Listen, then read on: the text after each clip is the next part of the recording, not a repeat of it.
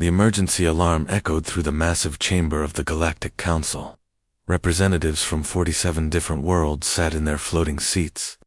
All eyes focused on the giant holographic display, showing the outer rim of the galaxy. Red markers blinked across dozens of star systems. Each red dot meant the same thing: complete destruction. Kim Dae adjusted his simple blue uniform as he watched the display. As Earth's representative, he was the newest member in this ancient council. Around him, beings with scales, fur, and crystalline skin whispered in dozens of languages. The translation devices in his ears worked overtime. High Chancellor Vextar rose from his golden throne. The tall, pale Althari leader had ruled for 3 centuries. His voice carried across the silent chamber like ice. Fellow council members, we face extinction. The Void Swarm has consumed 17 systems in the past month. Our combined fleets cannot stop them. The display zoomed in on the latest attack. Where the beautiful blue star of Centauri Prime once shone, there was nothing, not even debris. Just empty black space, as if the entire system had never existed. Dr. Lee Hanna, sitting beside Kim Dae, gripped her tablet tightly. Her research on the void creatures filled hundreds of pages, but none of it offered hope. They're unlike anything we've ever seen, she whispered to him. They don't just destroy, they erase. Matter, energy, even the space itself disappears. The Corvin Empire's representative stood next. General Thrak was 7 feet tall, with gray skin covered in battle scars. His people had never retreated from any war in their 1,000-year history. When he spoke, his voice shook with anger and shame. My fleets engaged the enemy at Rigel Station, Thrak announced. We lost 43 battleships and gained nothing. Our weapons pass through them like they don't exist. Then they, consume everything.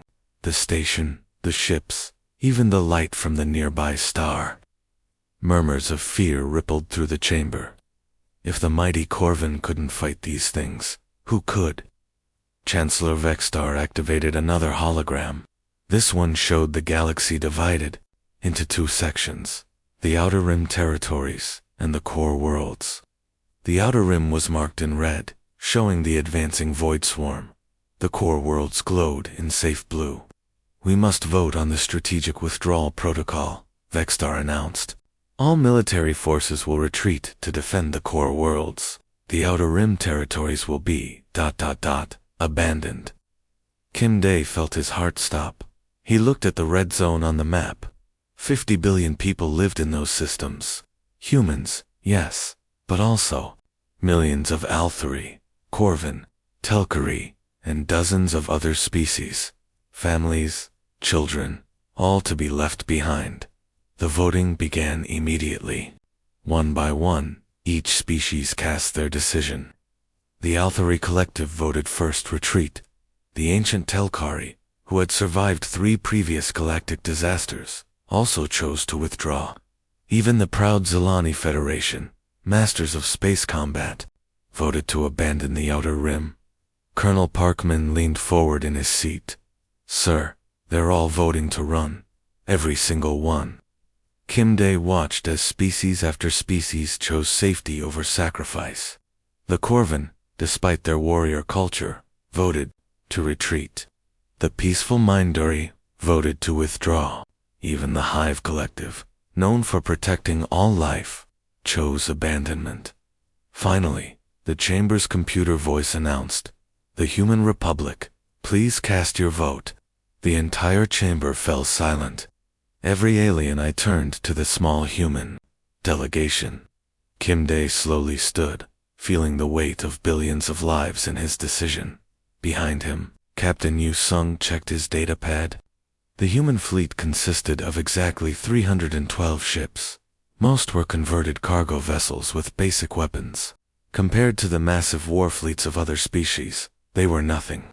The Human Republic, Kim Dae said clearly, votes no. The silence stretched for 10 long seconds. Then chaos erupted. Impossible, shrieked the Corvin general. You doom billions to death. This is madness. called the Telkari Elder. Your tiny fleet cannot succeed where we have failed. Chancellor Vextar raised his hand for silence. When the noise died down, he stared at Kim Day with confusion.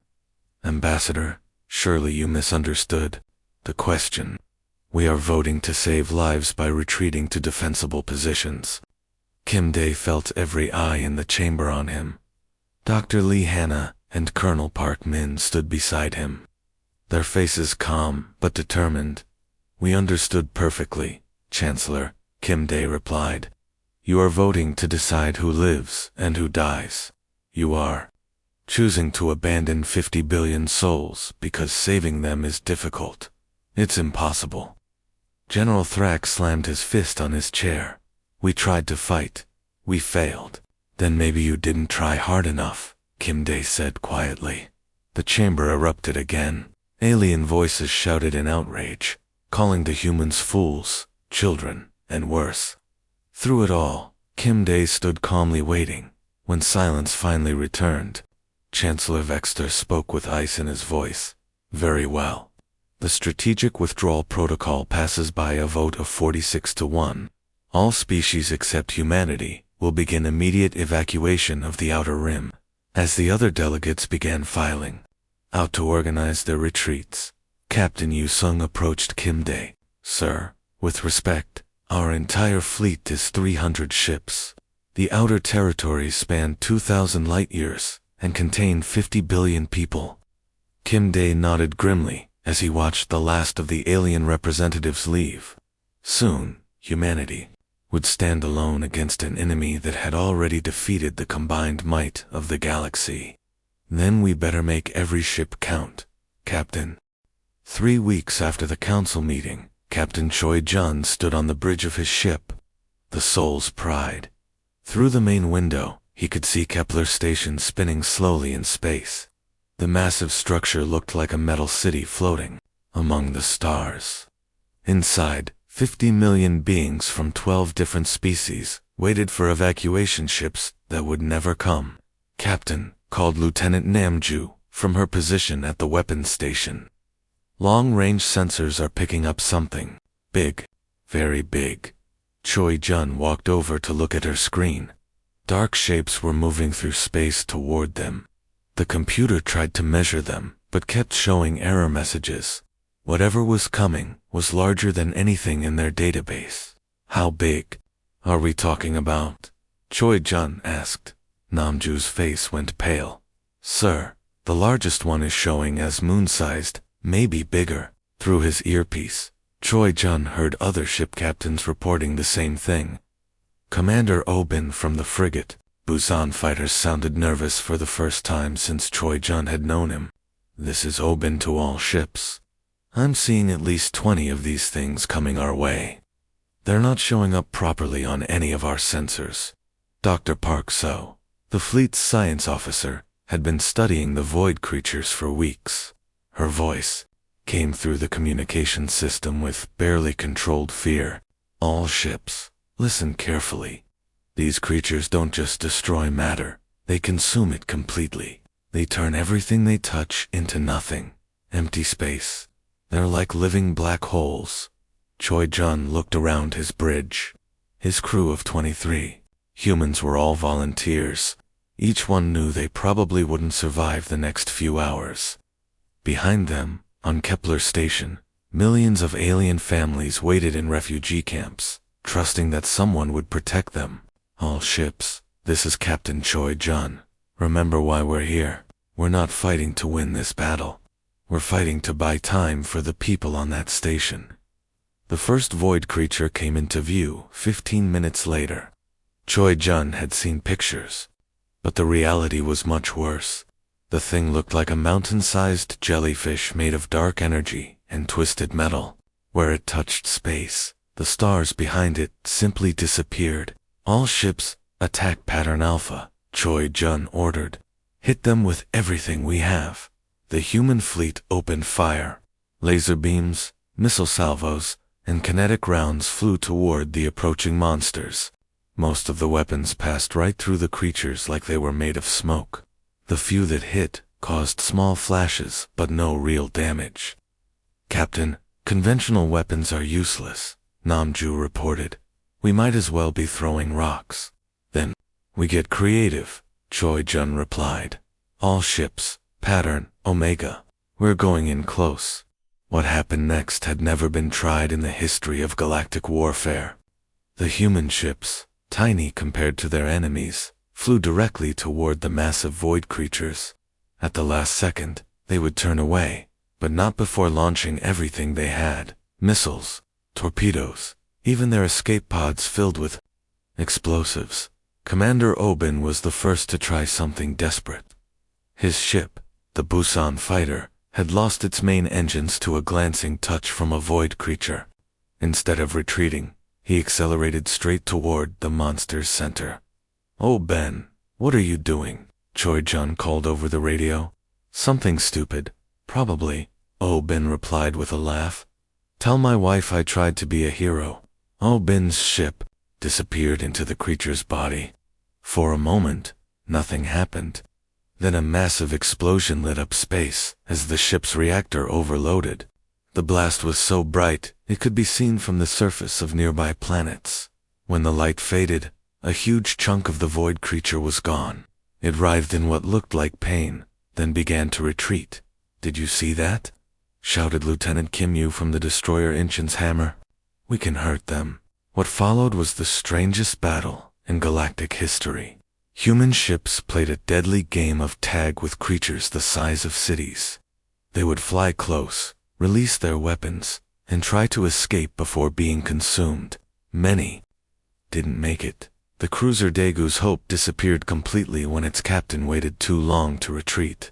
The frigate Olsen's Pride managed to ram a creature's weak spot before exploding in a ball of fire. Each sacrifice took down another piece of the enemy. On Kepler Station, aliens who had given up hope watched the battle through observation windows.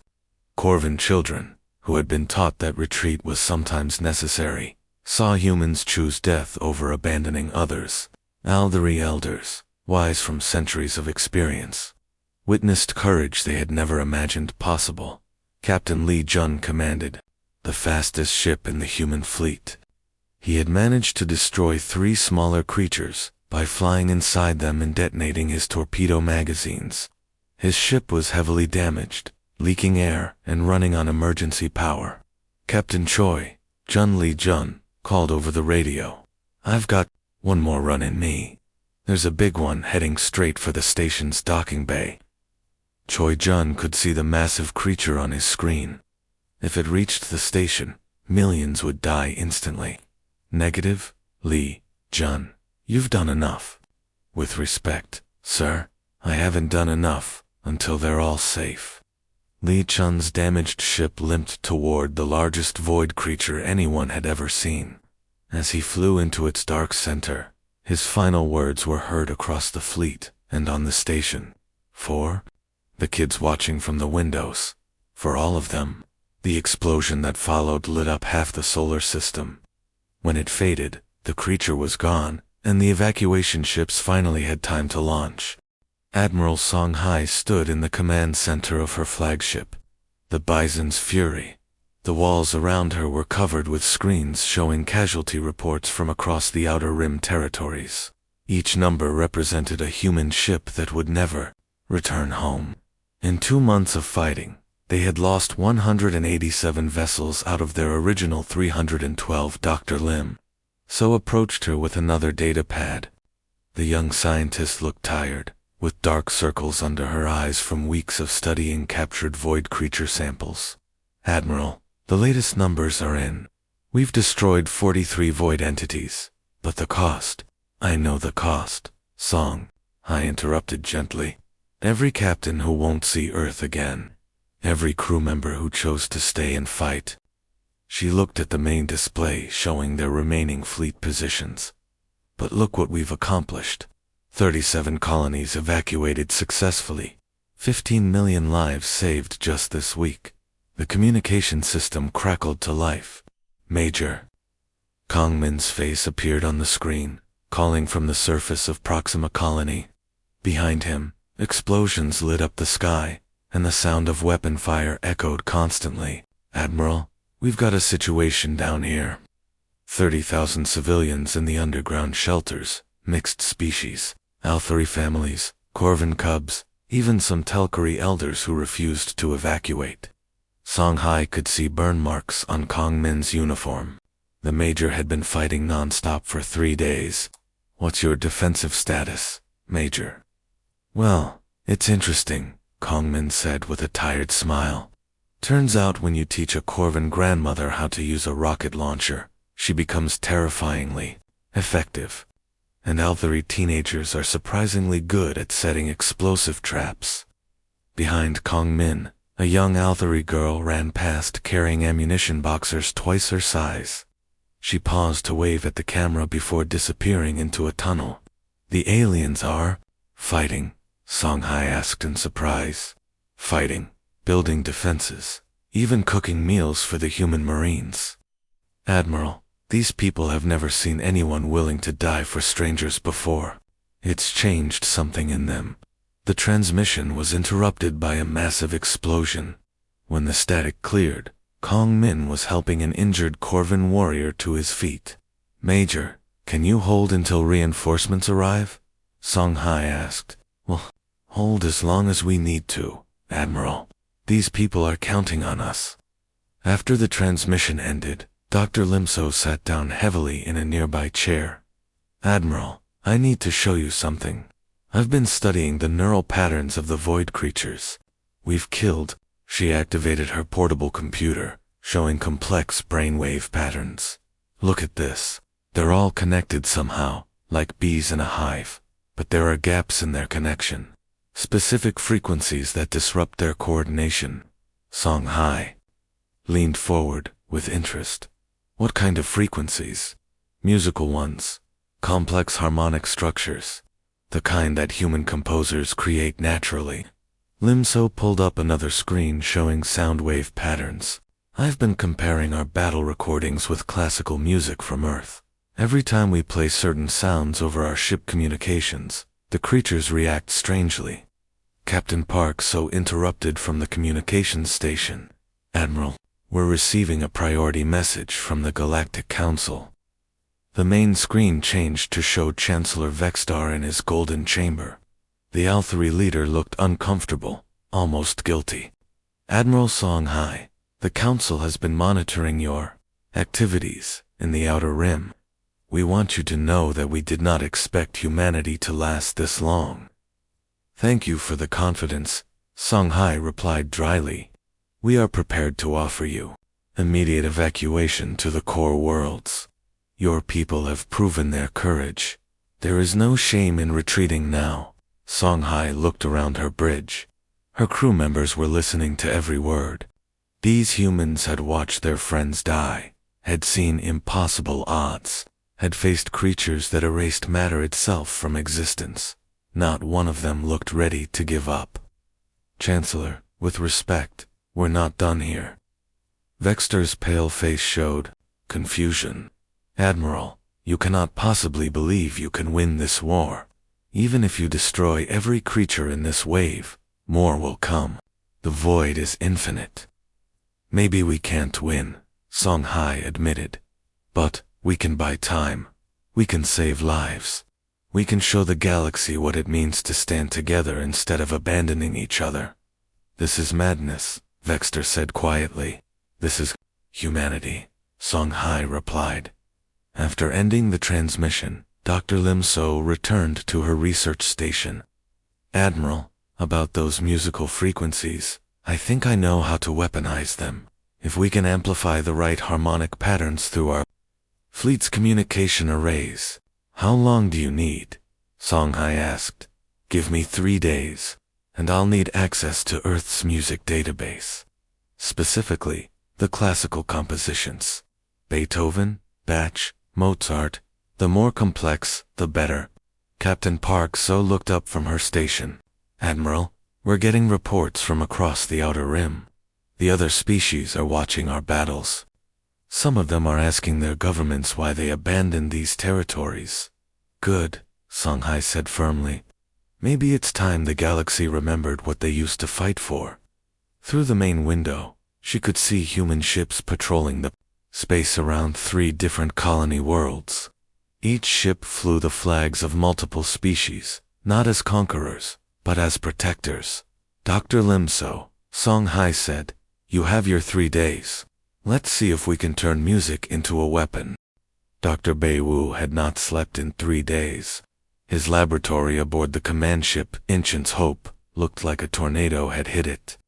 Quantum resonators hummed with strange energy, while holographic displays showed musical notes floating in the air, like colorful butterflies. On every screen, classical music from Earth played over and over. His assistant, Dr. Han Sol, sat at a nearby computer typing equations at incredible speed. Her fingers moved so fast they were almost a blur. "The mathematics are beautiful," she said without looking up. "Human music isn't just art. It's a mathematical language that matches the frequency patterns of the void." Creatures shared mind.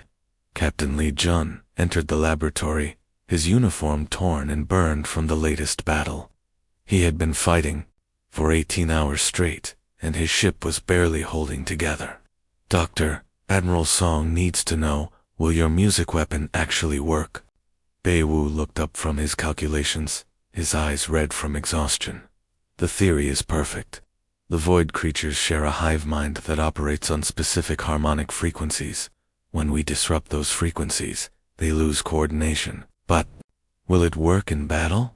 Li Jun pressed. Han Sol turned her screen toward them. The display showed a 3-dimensional model of sound waves flowing through space. "We tested it on small samples of void creature tissue. Watch this." She played a recording of Batch's fugue in D minor through a small speaker. The tissue sample, which had been writhing and pulsing with dark energy, suddenly went still. Then, it began to crumble into dust. "The music destroys them at a cellular level," Han Sol explained. "But we need to amplify it through the entire fleet's communication system. And we need the right composition." Li Jun studied the data on the screens. "What kind of music works best?" "Complex harmonic structures," Beiwu answered. "Beethoven's Ninth Symphony is perfect.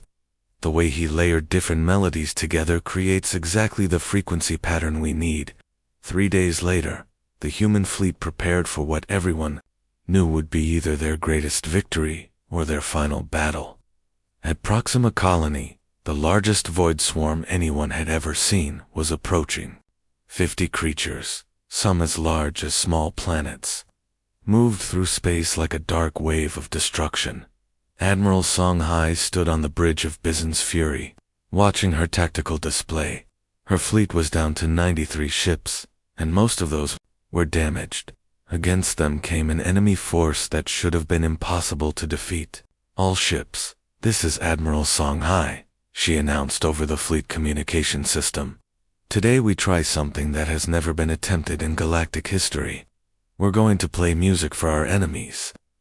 Captain Park so managed her communication, stationed with steady hands despite the approaching danger. "Admiral, all ships report ready.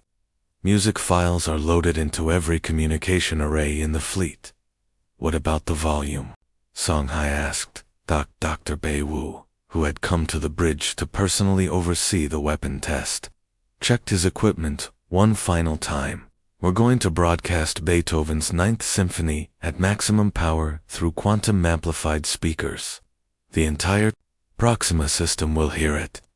The first void creatures appeared on their sensors as dark shapes that made the instruments malfunction. They moved with perfect coordination, like dancers performing a deadly ballet. Their mere presence began to drain light from the nearby stars. "Range to target?" Song Hai asked.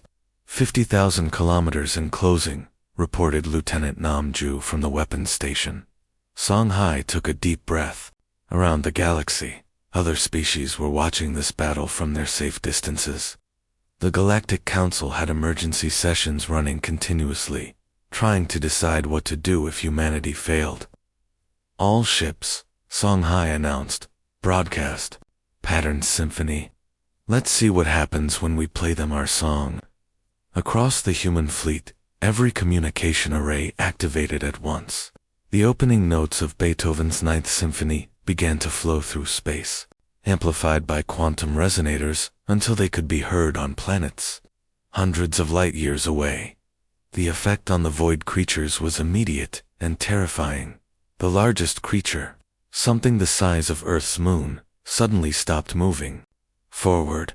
Its dark surface began to ripple and shake like water in an earthquake. Then it started to scream, a sound that registered on every sensor in the system. "Admiral," Park So called out in amazement. "The creatures are losing formation. They're breaking apart." Through the main window, Songhai watched the impossible happen. The void creatures, which had seemed invincible, were turning on each other. Their perfect hive-mind coordination was shattered by the harmonic frequencies of human music. Two massive creatures collided in space, tearing chunks out of each other. A third one began spinning wildly before exploding in a burst of dark energy. The symphony continued to play, and with each note, more creatures destroyed themselves. Dr. Han Sol, monitoring the battle from her science station, could hardly believe her readings. The music is overloading their shared nervous system. They can't tell friend from enemy anymore. Within 10 minutes, the entire void swarm had eliminated itself. Where 50 planet-killing monsters had approached, now only empty space remained.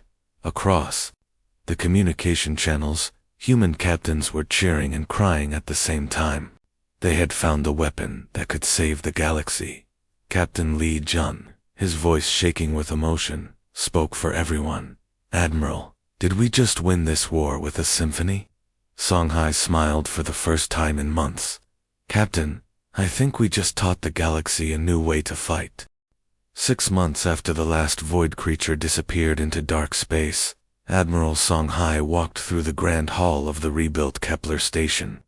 The massive room buzzed with conversation in dozens of languages as representatives from every known species in the galaxy gathered for an unprecedented meeting. The station looked completely different from the refugee camp it had been during the war. Now, it was a beautiful symbol of cooperation, with architecture that blended styles from 47 different worlds. Althari crystal gardens grew beside Corvin metal sculptures, while Telkari water fountains played music that reminded everyone of humanity's great victory. Ambassador Kim Dae stood at the central podium, reading from an official document that had taken the Galactic Council 3 months to prepare. The Council hereby offers the Human Republic complete membership in the Inner Circle, territorial rights to 12 star systems, and access to all advanced technologies developed over the past 1,000 years. The alien delegates sat quietly, waiting for humanity's response. This was how galactic politics had always worked. Those who made great sacrifices received great rewards. The humans had saved the galaxy, so now they would be paid for their heroism. Songhai stepped forward to respond. Around the hall, she could see faces she recognized from the war. There was Major Kong Min, who had taught alien civilians how to fight. Captain Choi Jun sat with several Corvin warriors who had served under his command during the final battles. Dr. Lim So was talking quietly with Althari, scientists who wanted to study her musical weapon technology. "We thank the Council for this generous offer," Songhai said, her voice carrying clearly through the hall. "But we need to discuss what humanity actually wants." High Chancellor Vexstar looked confused. The tall Althari leader had prepared for negotiations about territory and technology, not philosophy. "Admiral, surely you wish to claim the rewards your species has earned." "We want something different," Songhai replied. "We want to change how this galaxy thinks about itself."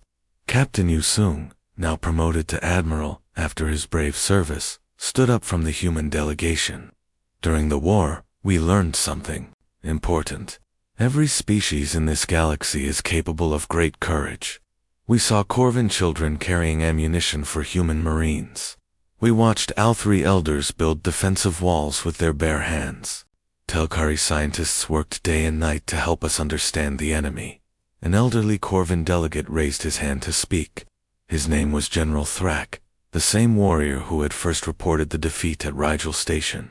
Admiral Song Hai, my people have studied your tactics during the war.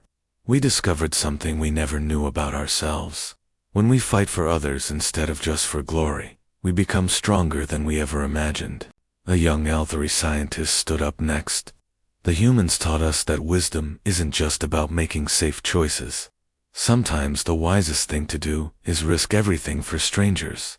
Dr. Bei Wu, who had developed a musical weapon, activated a holographic display showing the current state of the Outer Rim territories.